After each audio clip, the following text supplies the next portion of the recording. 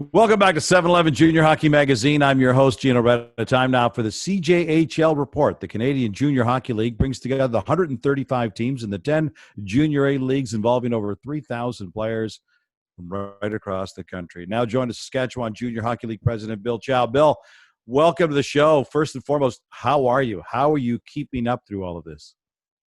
Well, it's a day-to-day challenge, and unfortunately, my favorite saying: "There's more questions than answers." And we live in an era where we're used to schedules and sticking to them, and right now, it's really up in the air with everything. Give us a sense of what, if anything, is going on in the Saskatchewan Junior Hockey League in terms of playing. Are you guys able to play games right now? Where are you at? What kind of timeline are you looking at? So we've been playing games since the beginning of November. What we've done is we've broken into two groups of six, and we're playing 2 weekend games each weekend. So they'll play a home and home each weekend, and then they'll take the week off. Unfortunately, we had a huge snowstorm here 2 weeks ago, so then those games on the weekend were canceled, and so we played midweek just to make those up. Right now we have the Flin Flon Bombers, who have had to pause their season because of them being in Manitoba with in being a red zone, and we were unable to get them moved to anywhere in Saskatchewan to play. So they've paused now till Christmas, and we're going to work on getting them a place to play right after Christmas, hopefully. You're now in your 10th season of Saskatchewan Junior Hockey League president. You've seen a lot. Obviously, you've never seen anything like this. What does this do in terms of your life and in terms of the league, in terms of turmoil? Like, my guess is you're constantly fielding phone calls with questions that then you got to turn around and say, okay, let me see if I can find those answers. What is that like for you? Well, fortunately or unfortunately, when I was in my previous career with the city police, I was in charge of the H1N1 plan. So you've been there before then? I've been there before. I mean, obviously H1N1 wasn't that bad here in Saskatchewan or in Prince Albert. So, but I've gone through the planning process, and I've been through there. I've been through the questions. They're not the same, and not as much, and not affecting as many people in as many different communities as this is. So the challenges are there. I can't worry about what is going to be coming. I can only worry about what I can control and what's in front of me right now. And so that's the way I've looked at this, and I'll continue to look at it, and I'll just deal with whatever happens when the phone rings or when the email comes in, and move forward from there. And hopefully, things will work out for the best. Also, your leadership role with Saskatchewan Junior Hockey League, you're also on the CJHL's National Executive Committee. What can you tell us about what's going on across the rest of the country? I'm not going to ask you to go league by league and tell me who's playing, but what kind of things are happening across the country with the other various leagues? Well, it's the same challenges, Gino. It's, everybody's trying to deal with government. Everybody's trying to deal with, their health authorities and getting approvals or just finding out what could be coming next, what they have to react to, how they have to react to, putting protocols in place, making sure the players are safe, making sure fans are safe if they're allowed in the buildings. And, at the end of the day, yes, it's sports and it is hockey for us because it's important to us. But at the end of the day, it's really about making sure that the players are safe. If fans are allowed, making sure they're safe. And of course, the staff and the volunteers for a lot of these organizations and communities. In conversation with Bill Chow, the president of the Saskatchewan Junior Hockey League, also a member of the executive committee for the National CJHL. With your players, you talk about the safety of the players, safety of the staff, and everything. There's the physical safety, which you're trying to make your way through a pandemic, and there's also the mental health. And the CJHL, really right across the league, has taken a big leap this year with the Fifth Line Foundation, and you've got a program there called Talk Today. Tell us a little bit about that and your partnership with the Mental Health Association of Canada.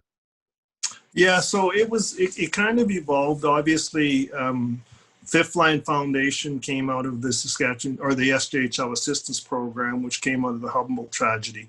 And so, the National Hockey League Foundation had reached out to the Canadian Mental Health Association and trying to create a program And so obviously between the three organizations, doing something across the CJHL seemed appropriate.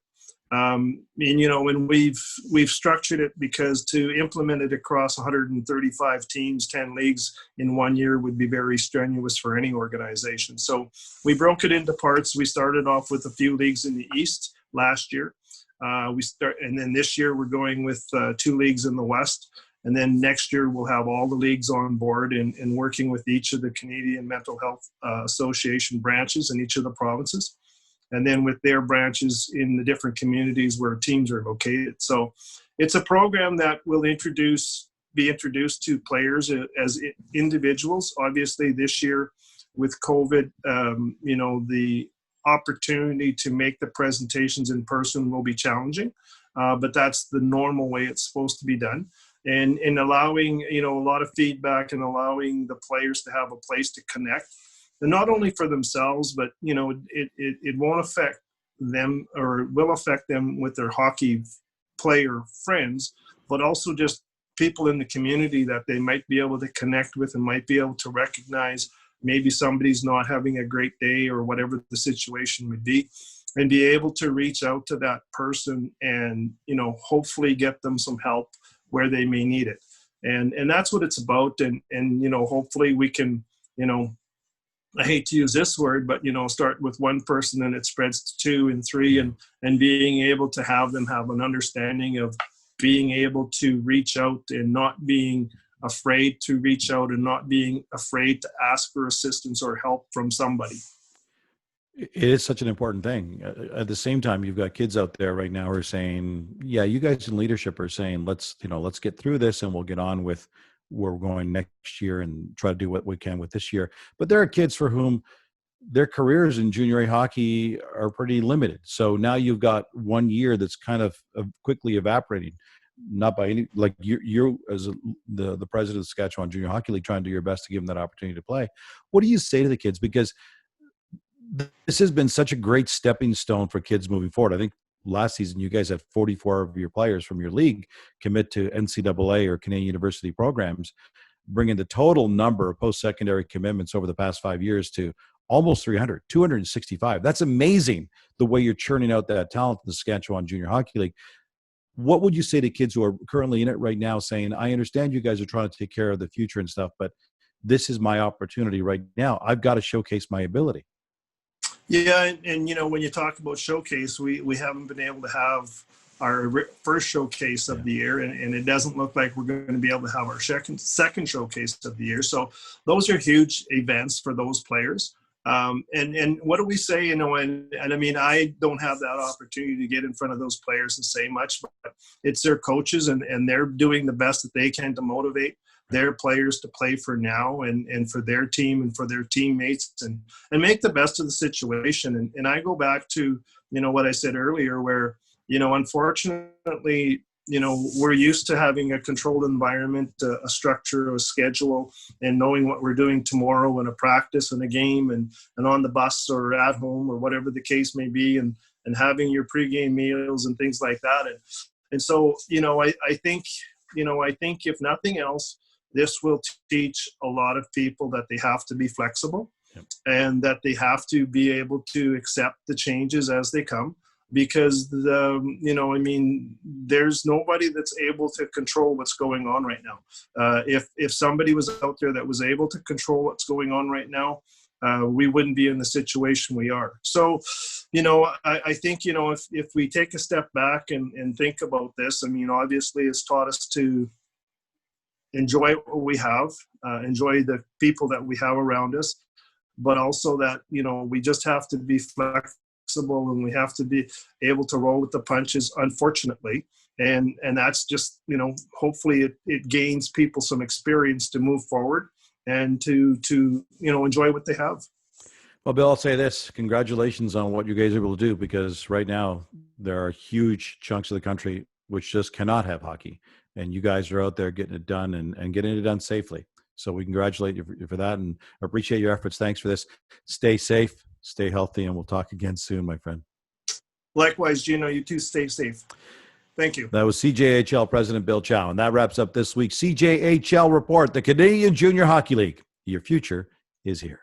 Up next, we go into the vault, where we look back at some of our favorite interviews throughout the first 29 years of the show. This week, we catch up with an 18-year-old Matthew Tkachuk, just a few months before he was selected 6th overall by the Calgary Flames back in 2016. This is 7-Eleven Junior Hockey Magazine.